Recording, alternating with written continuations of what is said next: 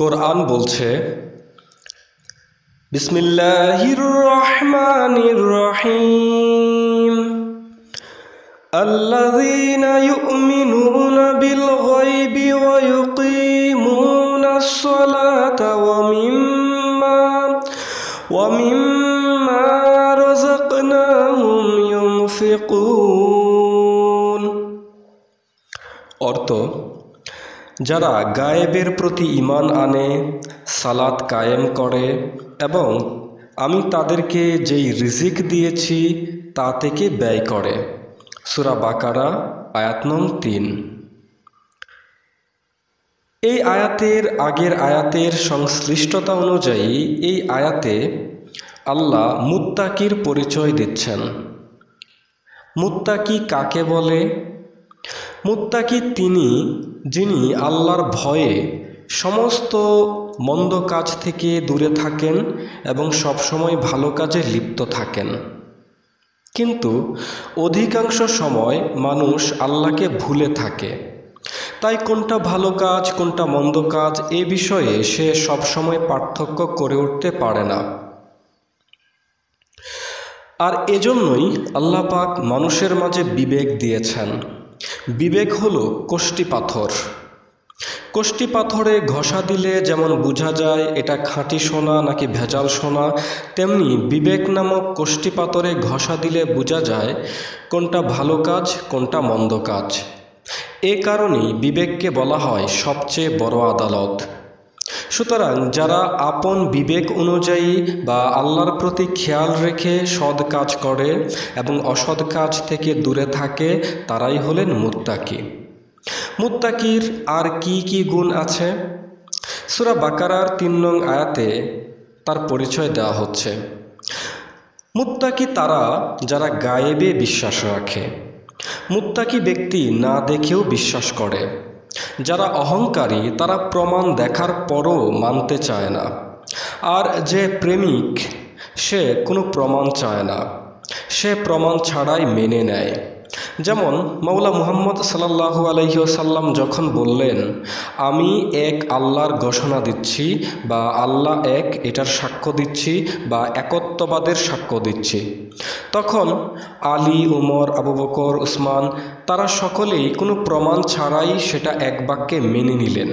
কিন্তু আবু জাহেল, আবু লাহাব তারা বলল, তুমি যদি সত্যবাদী হয়ে থাকো তাহলে তোমার আল্লাহকে এনে দেখাও, তাহলে আমরা বিশ্বাস করব আল্লাহ বলে কেউ আছে। প্রশ্ন হতে পারে যে আল্লাহকে কি দেখা যায়? উত্তর হবে হ্যাঁ এবং না, দুটোই। আল্লাহকে দেখার জন্য প্রথমে আপনার হৃদয়ের চোখ খুলতে হবে, অন্তর্চক্ষু উন্মোচিত হতে হবে। তখন আপনার চামড়ার চোখও আল্লাহকে দেখতে পাবে। আর যদি হৃদয়ের চোখ অন্ধ থাকে তাহলে চামড়ার চোখ কিভাবে আল্লাহকে দেখতে পারে? অহংকারী প্রমাণ দেখেও কেন মানতে চায় না?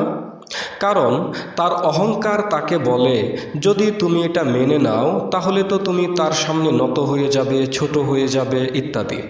সুতরাং এটা সত্য হলেও তুমি মানবে না, অর্থাৎ বিচার মানি কিন্তু তালগাছ আমার। এজন্যই দেখা গেছে আবু জাহেল, আবু লাহাবেরা বারবার নবীজির কাছে প্রমাণ চাইতো, আর নবীজি প্রমাণ দেখাতেন, আর তখন তারা সেগুলো দেখে বলতো এগুলো তো জাদু। মুত্তাকি ব্যক্তির আরও একটা গুণ হলো তিনি সালাত প্রতিষ্ঠা করেন। সালাত বা নামাজ পড়া আর প্রতিষ্ঠা করা এক নয়। কোরআনে কোথাও ইকরা সালাত বা সালাত পড়ো বা নামাজ পড়ো এমনটি নেই, বরং বারবার সালাত কায়েম করো বা সালাত প্রতিষ্ঠা করো এমন আয়াত এসেছে। সালাত অর্থ স্মরণ সংযোগ, অর্থাৎ কাজে কর্মে চলায় ফেরায় সবসময় আল্লাহর স্মরণের মাধ্যমে আল্লাহর সাথে সংযুক্ত থাকার নাম হলো সালাত। আর এভাবে সালাতে লিপ্ত থাকার মাধ্যমেই আল্লাহর স্মরণ সংযোগকে হৃদয়ে স্থায়ী করা বা কায়েম করা, এটাই হচ্ছে সালাত কায়েম করা বা নামাজ কায়েম করা। আর আল্লাহর স্মরণ সংযোগ যেন সবসময় অন্তরে কায়েম হয় বা প্রতিষ্ঠা হয়, তার জন্য 5 ওয়াক্তের সালাতের বা নামাজের বিধান দেওয়া হয়েছে। অর্থাৎ তুমি যদি 23 ঘন্টাও আল্লাহর স্মরণ সংযোগ থেকে বিচ্ছিন্ন থাকো, তাহলে অন্তত দৈনিক 5 বার 10 মিনিট করে হলেও আল্লাহকে স্মরণ করো, যেন এই স্মরণ তোমার অন্তরে স্থায়ী হয়ে যায়, অর্থাৎ সালাত বা নামাজ যেন কায়েম হয়ে যায়। যাদের অন্তরে আল্লাহর স্মরণ সংযোগ নেই, তারা মুত্তাকি নয়। কারণ মুত্তাকি ব্যক্তি সবসময় আল্লাহর স্মরণে থাকে এবং এই কারণে সে কোনো পাপ কাজ করতে পারে না। কারণ যখনই কোনো পাপ কাজ করতে যায়, তখনই তার মনে হয় যে আল্লাহ তো দেখছেন, সুতরাং আমি এটা কিভাবে করতে পারি। সুতরাং যারা সবসময় অন্তরে আল্লাহর স্মরণ সংযোগ কায়েম করে বা সালাত কায়েম করে, তারা হলেন মুত্তাকি।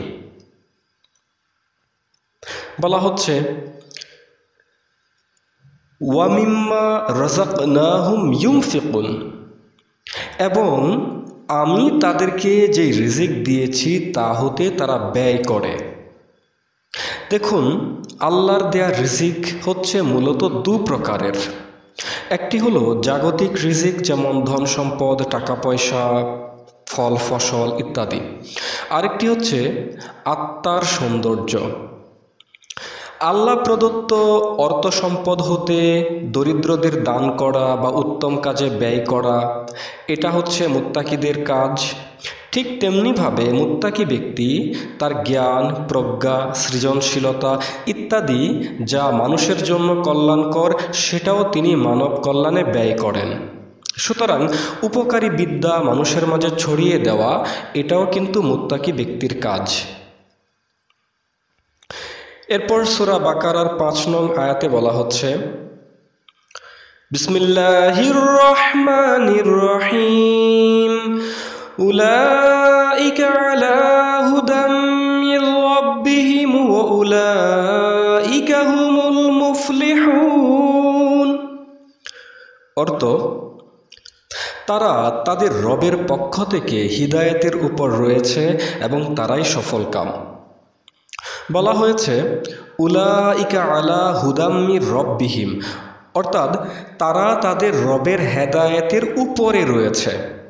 অর্থাৎ যারা মুত্তাকি, তারা তাদের রবের হেদায়েতের উপর অবস্থান করছেন। আলা শব্দের অর্থ হচ্ছে উপর, ইংরেজিতে এটাকে বলে অন। দোজ আর মুত্তাকি, দে আর অন দ্য হিদায়া অফ আল্লাহ। এখন প্রশ্ন হলো, মুত্তাকি ব্যক্তি হিদায়াত পাওয়ার আগে মুত্তাকি হয় নাকি মুত্তাকি হওয়ার পরে হিদায়াত লাভ করে? কারণ আমরা সূরা বাকারার 3, 4 এই 2টি আয়াতে দেখতে পাই যে আগে মুত্তাকির গুণাবলীর কথা বর্ণনা করা হয়েছে, তারপর বলা হচ্ছে যে মুত্তাকিরা আল্লাহর হেদায়েতের উপর তারা অবস্থান করেন। এছাড়াও মুত্তাকিগণ হেদায়েত বা সত্যের ভেতরে আছেন, এটা না বলে কেন বলা হলো যে তারা সত্যের উপরে আছেন?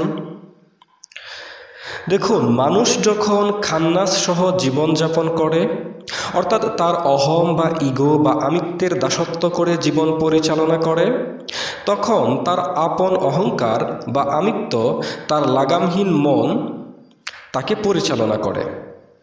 অর্থাৎ লাগামহীন মনই হচ্ছে আমিত্ব বা অহম বা খুদি বা ইগো। আপনি বলেন আমি এটা করব না, কিন্তু আপনার মন বলে তুমি এটা করো। আপনি বলেন আমি পাপ কাজ করব না, কিন্তু মন বলে তুমি এটা করো। আপনি 1 লাখ টাকার মালিক, কিন্তু আপনার মন গিয়ে দাঁড়িয়ে থাকে 10 লাখের কাছে। আপনি গ্রামের মেম্বার, আপনার মন গিয়ে দাঁড়িয়ে আছে চেয়ারম্যানের পদের কাছে। আপনি এমপি সাহেব, আপনার মন গিয়ে বসে আছে মন্ত্রীর চেয়ারে। অর্থাৎ আপনি যেখানে থাকেন আপনার মন সেখানে থাকে না। আপনি থাকেন বর্তমানে আর আপনার মন বাস করে ভবিষ্যতে। ফলে আপনি কেবল আপনার মনের পেছন পেছন চলেন, অর্থাৎ আপনি আপনার মনের গোলামি করেন। যখন আপনি আপনার মনের গোলামি করেন, তখন মন আপনার মালিক, আপনি তার দাস। মালিক উপরে থাকে, দাস নিচে থাকে।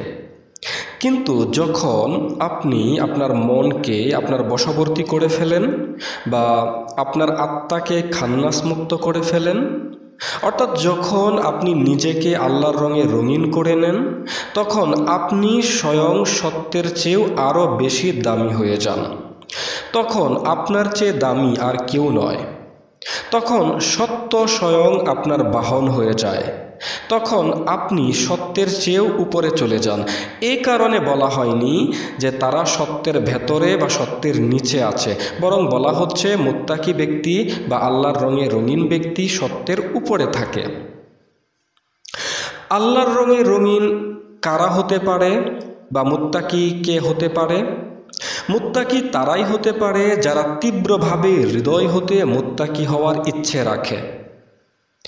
অনেকেই আমাকে কল করে বলেন যে হুজুর, দয়া করে বলুন কিভাবে আমার স্বামীকে কিংবা সন্তানকে সত্য পথে আনতে পারি। দেখুন, আপনি যাকে সত্য পথে আনতে চাইছেন তার ভেতর থেকে যদি সত্যের তীব্র পিপাসা জন্ম না নেয়, তাহলে আপনি শত চেষ্টা করেও তাকে সত্য পথে আনতে পারবেন না। যখন কারো হৃদয়ে তীব্রভাবে সত্যকে লাভ করার ইচ্ছা জন্ম নেয়, তখন সেই ব্যক্তির পথপ্রদর্শক বা গাইড রূপে বা মুর্শিদ রূপে এগিয়ে আসেন স্বয়ং আল্লাহ। এজন্যই মুর্শিদ শব্দটি আরবি, আর এই শব্দটার অর্থই হচ্ছে পথপ্রদর্শক। তখন আল্লাহ সেই ব্যক্তির হৃদয়ের মাঝে তিনি সত্যের বোধ বা বিবেকবোধ জাগিয়ে দেন। তার অন্তরাত্মা থেকে তিনি কথা বলেন। তিনি তাকে বিভিন্ন দিক নির্দেশনা দেন, তুমি অমুক ভালো কাজটি করো, অমুক মন্দ কাজটি করো না, ইত্যাদি ইত্যাদি। কিন্তু কেউ কেউ আল্লাহর এই নির্দেশবাণীগুলো শুনতে পান, আর কেউ কেউ শুনতে পান না। তখন তার সঙ্গে আল্লাহ সংযোগ ঘটিয়ে দেন কোনো একজন নবী, রাসূল কিংবা একজন গুরু বা একজন মুর্শিদের। তখন নবী, রাসূল বা গুরু, মুর্শিদ তারা সেই ব্যক্তিকে সৎ পথ বা হেদায়েতের পথ দেখাতে থাকেন। তখন নবী, রাসূল, গুরু অথবা মুর্শিদ রূপে স্বয়ং আল্লাহই মুত্তাকি ব্যক্তির বা যিনি মুত্তাকি হতে চান, যিনি মুত্তাকি হওয়ার জন্য তীব্র পিপাসা রাখেন, সেই ব্যক্তিকে তিনি পথ প্রদর্শন করেন যে তুমি সৎ কাজ করো, ভালো পথে চলো, মন্দ কাজ করো না, পাপ কাজ করো না। তাহলে আমরা কি বুঝলাম? আল্লাহই একমাত্র হেদায়েত দাতা। তিনি অদৃশ্যরূপে আপনার ভেতর থেকে আপনাকে যেমন হেদায়েত দেন, কিন্তু আপনি যখন সেটাও শুনতে পান না, তখন তিনি আরও দয়া পরবশ হয়ে হয় কোনো একজন নবী, না হয় একজন রাসূল, না হয় একজন মুর্শিদ, না হয় একজন গুরু রূপে আপনার সামনে এসে আপনাকে তিনি হেদায়েতের পথ দেখান, সৎ পথ দেখান। যেহেতু এখন নবী বা রাসূলের পথ বন্ধ হয়ে গেছে শরীয়ত অনুযায়ী, সেজন্য এখনকার যুগে তিনি সদ্গুরু বা কামিল মুর্শিদ রূপে মানুষের মাঝে বিরাজ করছেন হেদায়েত দাতা রূপে। একমাত্র আল্লাহই হেদায়েত দাতা, আর কেউ হেদায়েত দাতা নয়। এজন্যই তার একটি নাম হচ্ছে রহমান। রহমান বা সাধারণ দাতা রূপে তিনি সবাইকেই খাদ্য পানি দিচ্ছেন, অক্সিজেন দিচ্ছেন, সব কিছু দিচ্ছেন। আর রহিম রূপে যখন কোনো ব্যক্তি মুত্তাকি হওয়ার বা আল্লাহর রঙে রঙিন হওয়ার ইচ্ছে পোষণ করেন, তখন সেই ব্যক্তির সামনে আল্লাহ রহিম রূপে অবস্থান করেন। তখন সেই ব্যক্তির ভেতর থেকে তিনি তার প্রতি ইলহাম বাণী প্রেরণ করতে থাকেন, কিন্তু সেই লোকটা সেটা যখন শুনতে পায় না, তখন সেই লোকটার সামনে তিনি একজন নবী কিংবা একজন রাসূল কিংবা একজন গুরু কিংবা একজন মুর্শিদ রূপে আগমন করেন এবং তাকে তিনি হেদায়েত দিতে থাকেন। সুতরাং যারা তীব্রভাবে মুত্তাকি হওয়ার আশা রাখেন, তারা আল্লাহকে লাভ করেন অদৃশ্য এবং দৃশ্য মুর্শিদ বা পথপ্রদর্শক রূপে, এবং তারাই সফল কাম হতে পারেন যারা আল্লাহকে মুর্শিদ রূপে লাভ করতে পেরেছেন।